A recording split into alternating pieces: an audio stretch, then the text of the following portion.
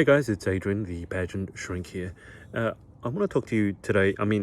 We are knee-deep, waist-deep in pageant season in America, and the last couple of weeks in particular has been crazy. Miss Volunteer America happened. There are a lot of USA state pageants happening. I don't know how many have been crowned so far, but we're getting there. There isn't much time until Miss USA itself. Miss America state pageants are happening, then you get it. And a lot of you set a goal, and that's great. But you set a goal of, I want to win the pageant. Now, I don't treat pageantry exactly like other sports. So, I was a competitive tennis coach, played tennis.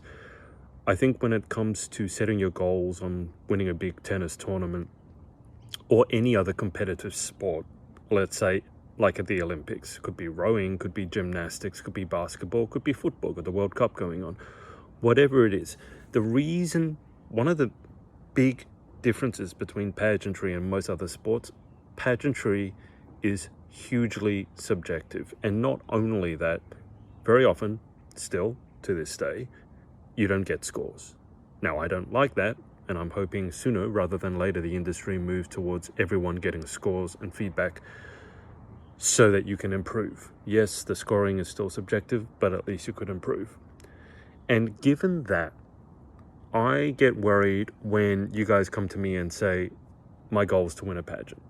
Or some of you go, oh, my goal is not to win, but I want to at least make top 5, top 10, or I want to do better than last year. Now, those are all sort of in the same ballpark because they're all predicated on your result at the pageant.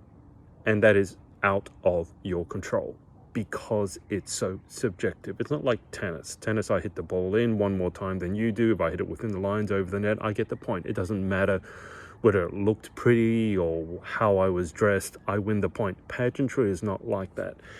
Now, I get even more concerned depending on the reason that someone is so obsessed with winning a pageant. And I just got contacted by a parent this week who wants me to coach her daughter. And without disclosing any personal information, this young girl had been bullied pretty horrifically in school. I'm sure you've heard this sort of story before. Had to move multiple times, so far that mental health was a very, very severe issue, incredibly severe issue. And what I wanted to point out to you, there are 3 S's when it comes to a breakthrough or when it comes to working with a client. There are 3 S's that I look at, and the 3 S's are state, story, and strategy. Those are the 3 S's: state, story, and strategy. Now, strategy is where most people start and where most people stop. So, for example, teach me how to interview better. And maybe the strategy is have talking points. Or maybe there's a certain framework. Or maybe you're told the strategy is to include your platform in every answer. Now, not all strategies are good. There are bad strategies. But strategies are important. You don't want to just go in half-cocked and thinking I'll do whatever I want and somehow I'll win. That doesn't work, at least not at the highest level. And I would say it's not going to put your best foot forward anyway. So that's strategy. But that's only one of the S's. So if you want to win a pageant, yes, we can have strategies.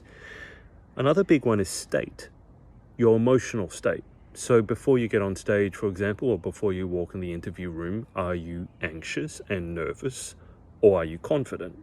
And there are certainly ways to manage your state. I went into them in my book, The Beginner's Guide to Pageantry. But if you know anything about neuro-linguistic programming, the way that we can affect the state that we want is through 3 things: physiology, focus, and language. So if we adopt a physiology of confidence, and physiology, by the way, it's a fancy word for how we use our body. So if you ever heard of that study where if you stand with your hands on your hips and pretend you're a superhero, how that can affect your endorphins or your testosterone level, That is a very good example of using your physiology to put yourself in a confident state, in a superhero state, even when maybe you woke up and didn't feel like a superhero. But there are actually three parts to affecting state: physiology, focus. What are you going to focus on? What does that mean? And what are you going to do about it? And then language, the pattern of language that we use with other people, but also what we use, how we talk to ourselves. And many of you are incredibly harsh with yourself. I was working with a golfer a couple of weeks ago, and when one shot would go wrong, she'd start berating herself something fierce. And I said to her, if you talk to your best friend the way that you talk to yourself, do you think you'd have any friends left? And I know a lot of us do it, but you do have to be cognizant of the power of words. So for example, if you thinking about going on stage and you're feeling nervous, and then you keep saying, I can't, or you say, I can't go on stage, I'm having a panic attack, versus you take exactly the same energy, but you say, rather than saying, I'm so nervous, so like, I can't breathe, my heart's racing, my hands are all sweaty, beginning to sound like an Eminem song, but then you label that as, oh my God, I can't go, I'm having a panic attack. Versus you take exactly the same symptoms and you go, oh my God, I'm ready, or I'm excited. Same exact conditions with your physiology, but you label it differently. Suddenly one person's convinced they have a panic attack and they won't be able to go on, whereas one person is interpreting the same symptoms as, I'm ready, I'm excited, let's do this. That's the power of language. But that's state. Okay, so we've got strategy and state. Now, as I said, strategy to win a pageant, fairly clear. There are good and bad strategies, to be sure, but most of you will have a strategy. Most of you will know that it's better to go on stage or go into the interview room feeling confident, hopefully, rather than nervous. But what's that missing piece? That's the story. Now remember what I'm saying here. My contention to you is it's not a good idea. It's a bad idea to set your sights purely on winning a pageant. And I told you why. It's because it's incredibly subjective, it's out of your control, and sometimes you don't know why you didn't win. And that can be incredibly frustrating, especially if you've dedicated an entire year, 5 years, 10 years to the pursuit of this craft, and then you don't even get told why, how to get better. But when someone is super tight about having to win a pageant, I have to win a pageant. If I don't win a pageant, then this whole thing just wasn't worth it. People like that, generally there's a story around pageantry for them. So if I take the example of the young girl whose mother reached out to me, and she was asking me for advice before I met with her daughter, and I said, it really comes down to, I need to find out her story. What's her story surrounding pageantry? Now, if you remember, I told you this girl was severely bullied, had to leave school several times, and in fact, her mental health took an incredibly bad turn for the worse. I won't say what, but you can probably imagine. Now, the mother was asking me, do I think it's a good idea for her to continue in pageantry or not? Now, I have quite famously said that, unlike many other pageant coaches, I couldn't care less about pageants. What I care about is the girl involved, the woman involved, you as a person. And if pageantry is a add-on to that, and it makes sense, great. But that's not always the case. And so I said, I really will need to speak with your daughter and find out her story. And here's why it's so important. If her story surrounding pageantry is, I was bullied, everyone looked down on me, and the only way that I can feel validated, feel like I'm worthy, feel some sense of self-love is by winning that pageant, if that's the only way that I can do that, having that story affects every decision she's going to make. Whether it comes down to which state she puts herself in, what strategy she decides to adopt or not adopt, it also leads to an incredible sense of tightness, because your story says, the only way that basically I can be worthy is by winning this pageant. On the other hand, if you have someone who, yes, they're competitive, and yes, they may do very well, but their story is, I don't need pageants, but I do pageants because it encourages or maybe even forces me to be the best version of myself. It gives me a finite goal to train towards, And so I'm using it as motivation. No, I don't need it. And no, I don't need the validation of a bunch of strangers on the judging panel who might have certain subconscious biases that we're never going to know about. But I'm using it because it helps me improve. It's a self-improvement motivation or self-improvement tool. Now, you tell me, if both of those people know about state, both of those people adopt the same strategies, but one person's story is wrapped up in, if I don't win this thing, then I'm worthless. Whereas another person's story is, pageantry is cool, I don't need it, but I'm using it. You tell me which story you would rather adopt. I'm not going to say better or worse, because there really is no such thing as a good or bad story. And by the way, if you haven't clued in yet, stories are made up, because none of them are true. Is it true that you need a pageant to feel validated? No. Is it true that you need to enter a pageant to feel motivated every day? No. They're all made up. So you go, Adrian, what does that mean? It doesn't matter? No. All beliefs are made up in our head. If you believe in God, if you're religious, you believe in whatever, it's a made up belief in your head. Whether it's made up or not doesn't matter.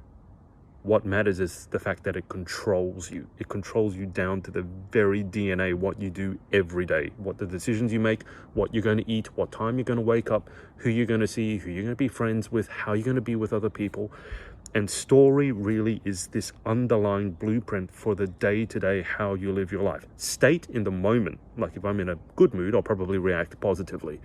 If I'm in a bad mood, I'm probably going to react negatively. But have you ever noticed that some people seem to be habitually in a good mood and some people seem to habitually be in a bad mood? That comes down to story. Some people have a story that every day above ground is a great day. I interviewed someone like that just the other day because she'd been through a lot. So in her mind, hey, every day above ground is a great day. Other people are like, life sucks, life's a bee, and then, I won't use these words, but some people really think life is a war, life is a battle, that everyone's out to get you and everyone's only interested in their self-interest. And again, it doesn't matter what's right or wrong. You can find facts to back up any belief you have, but since you can choose to believe whatever you want, you might as well choose a belief that empowers you. Choose a story that empowers you. That's what I would say your story is. It's like a sequence of beliefs. Your beliefs about what is pageantry? What does it mean? Is pageantry good or bad? Is pageantry fair or unfair? Right? Or your beliefs about life or whatever it is. But when it comes down to the story, and again, when I say this story, if I don't win the pageant, then I'm worthless. You might fight me on it initially and say, no, that's not what I believe. But if we don't look at what you say, we look at your actions. If you are incredibly tight every day, if the thought of coming first runner-up, right, which is second place, but first runner-up isn't winning, if that thought keeps you up at night, and it gives you nightmares, if you can't bear to think what you do with your life if you didn't win this pageant, your story is some version of you need this pageant to do X, Y, Z, or to feel A, B, C. In fact, the feeling is almost worse. Because in the case of this young girl, and some of you, frankly, out there, you really think that if I don't win this pageant, then I'm worthless and I'm meaningless, and that's a very dark place to go. Now, if that's you, am I saying that you can't win a pageant? No. Am I suggesting that perhaps there's a story or a set of beliefs that you could choose instead that give you maybe even a better chance of winning? Yes. So let's look at it. Let's say, look at your story and say, why is it? Why do you think that you need to win this pageant? And you might say, well, I need this pageant so that I can feel validated. Now, again, you may not say this. You may not be comfortable saying this, but look at your actions, not your words, look at your actions.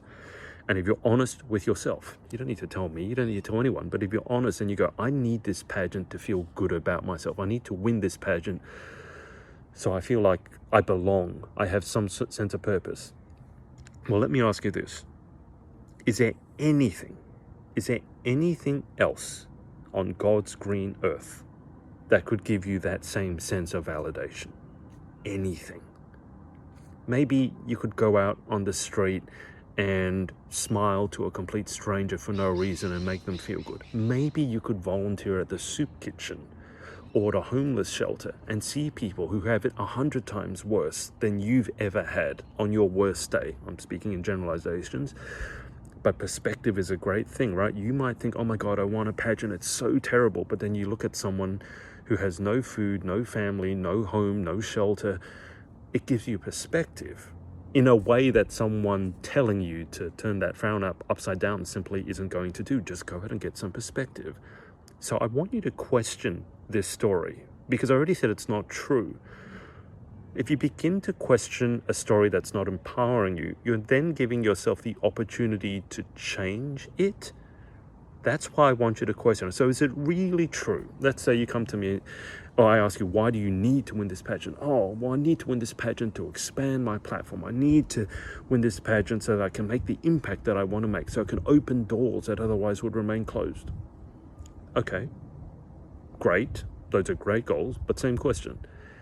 Is winning a pageant the only way to open those doors? Is winning a pageant the only way to grow your platform? Is it the only way to grow your advocacy, your business, to have an impact? Really, it's the only way? And if you're honest with me, the answer will be, well, of course it's not the only way. Okay, all right. So you don't need the pageant for validation. No. You don't need the pageant to win your goal, to achieve your goals. No. So why do you need to win the pageant? Now, if you tell me, well, I just don't like losing, I mean, that's now you're being honest, right? And you might say to me, well, I've worked so hard for this thing that I really feel that I should win it, that I feel that I deserve to win it because I worked harder than everyone else in the room. Now, my brain immediately goes, well, you don't know that for a fact. And you might argue with me again, but then I'd say, well, do you win a pageant just because you worked hardest? No. And it's never going to be like that. Life doesn't tend to work like that. Life rewards the people who, yes, hard work is important, but there's a combination of talent, right? And then there's a combination of grace, right person, right time. But if you feel that you've put in that much hard work, again, this is your story. I've put in the most amount of work, therefore I should win. And this is, by the way, this is running every second of your life, probably, because you're convinced that because you work hardest, you should win. So what does that mean? If you really want to win, you have to work harder. You basically be killing yourself every living moment of every day, because this is the story you have in your head. The person who works the hardest should win and will win. And if they don't win, it's completely unfair and it's a complete waste of time and it's complete BS. This is the story that's running your life. And again, it doesn't matter whether it's true or not. Ask yourself, is it serving you? Is it empowering you or disempowering you? And look, I believe hard work is important. Don't get me wrong. I don't want someone who's done no work and has no genuine platform to win the crown any more than you do. But we're not focusing on other people here. We're focusing on you. And in terms of what's best for you, would it perhaps be better to have, or more empowering, to have a story that runs something like, I'm working hard because that's what I was called to do. Because every day, in every way, I'm getting better and better. Progress over perfection. And regardless of whether I win the pageant or not, I hope to God I do, but regardless of whether I win the pageant or not, I know because of my hard work, I'm going to be 10 times better off than I was at the beginning of this journey. And if pageantry doesn't see that hard work and doesn't reward it, I can try another system. If pageantry as a whole doesn't reward my hard work, then I'm going to take it somewhere where it is valued, where it is respected, where people genuinely can appreciate me for my work ethic. Now, to me, that's a much more empowering story, because you're still going to work hard, but you get rid of that tightness that, oh my God, I've been doing all this hard work. If I don't win the pageant, all of it wasn't worth it. That's not a great place to go. You put so much pressure on yourself. So really look at the story that is running your day-to-day life. My bet is that you're happy and fulfilled, and that your pageant journey, yes, there's a lot of hard work. Yes, it can be pressure. But to you, you've got it all you're under control. It's not running you, you're running it. my bet would be that you have an empowering story that is keeping everything in check.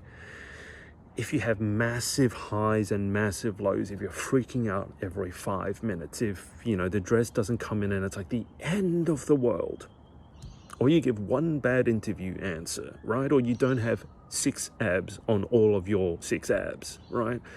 And that causes you to freak out and go, oh my God, I'm a failure. My bet, I know you could overreact in the moment, but my bet is that you have a story that is running you and that you haven't consciously looked at your story, examined it and gone, is this story serving me or not? Is it empowering me or is it disempowering me? Look, I'm as competitive as the next person. For me, it was first in tennis, then it was in business, now it's with pageant coaching. I get it. But at a certain point, there are stories that are limiting you and that are hurting you long term. Yes, we can all get a short burst of adrenaline from getting angry or wanting revenge or whatever it is, but I don't want you to burn yourself out.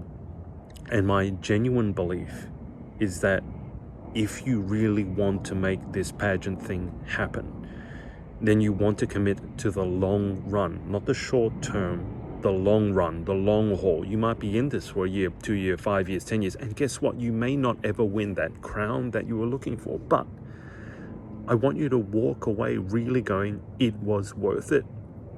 And yes, I would have preferred to win, but I'm not going to view this as a giant waste of time, a giant waste of energy, and a giant waste of money. Now, a lot of that does come down to your strategies, your state, your story. Do I need a $10,000 gown to win? All those sorts of things. But for me, the best of pageantry is the self-improvement journey you will go on. Now, a lot of people say that and they don't mean it. I'm not one of them. I truly believe it. If you walk away with better interview skills, a stronger network of people who can really help you, maybe it's a network of sponsors, and God knows how many skills you would have learned. Maybe it's social media, content creation, maybe getting on news, radio. You never know. Like, you only need one person who can change the entire trajectory of your life. But I think that story is going to serve you much better than a story of, I need to win. And if I don't win, this is all a giant waste of time. And making it out to be this hugely dramatic thing, because you end up being so tight and so stressed out that I don't think you actually perform at your best. I don't. I think you would perform better. And here's the oxymoron, okay? I think that's the word I'm looking for. That's not an oxygenated moron, by the way. That means something that kind of doesn't make sense. I needed to think of my English. That wasn't my strong suit. But when I tell you that if you really want to win, you would increase your chances by caring a bit less. If you really want to win, you would increase your chances by caring a bit less, because you'll be more free. And so you will perform better. That, I'm not saying, like, on a scale of 0 where you don't care at all, and 10 is, if I don't win this, that's death. I'm not saying go to a 0. I'm not saying to go from a 10 to a 0, but I'm saying a 7 or 8. And like 10 is not best in this case. The question is, where are you going to perform in the zone? That's what athletes like to say. Now, in the zone, you don't want it to be a 10 because you're so stressed out. That's when you have a panic attack. That's when you choke. 0 is you couldn't care less. Obviously, you're not going to do your best when you don't care. But have you ever noticed, like when you're doing a practice and the practice is going really well, that level is maybe at around a 6 or a 7, maybe going into an 8, where you do care, where there is a bit of a challenge, but you know you can handle it. That's that sweet spot that you want to get into. And if your story is, oh my God, if I don't win, then my life is over, it's very hard to stay in that 6 or 7 or 8 band where flow happens, because you tend to always be at a 10. And then if there are some people who, just don't care and they're always at a 0, but we're not talking about those people here. So what I want you to do, if this has resonated with you at all, I really want you to examine your story. What's the story you have around pageants? What's the story specifically you have around what will happen if I win a pageant? Look at what you think you will be able to do or be, what you'll be able to do or who you'll be able to be if you win a pageant. And then I want you to ask yourself, is pageantry really the only way for me to achieve those goals or to be that person? And I really want you to think, and I don't want it to be hypothetical, I want you to list 3 ways, at least 1, 2, or 3 ways that you could achieve your goal and you could be who you wanted to be without pageants. Let's say pageantry is taken away from you tomorrow. Maybe the system just disappears overnight, and it will make, like during COVID when everything disappeared, right? Give yourself some alternatives. So if you have 3 other ways that you could achieve your goals, 3 other ways that you could be who you wanted to be, have the impact you wanted to have the career you wanted to have without pageants, I believe that's going to free you up. You're still going to be competitive. You're still going to be driven, because if you're watching this, that's in your DNA. No one's ever going to be able to take that away from you, but it'll free you up to truly do your best. You're not going to walk in that interview room so uptight. You're not going to walk on that stage with that sort of forced smile. You're really going to be able to enjoy yourself. You're really going to be able to be congenial and love being around people. You'll enjoy the pageant. And I think that's a better way to be. A more empowering way to be, especially if you want to do this long term and not just burn out really, really quickly. So examine your story. Examine your story. State and strategy are important. We talk a lot about strategy. Every coach talks a lot about strategy. Some of us talk about the importance of state. Story is really something it's where it's at, I think, for this week. Examine your story, specifically around pageantry, maybe about life in general, maybe about winning. See what it is. And again, it doesn't matter whether it's true or not. And you may not believe it or not when you first think about it. But look at your actions, not your words.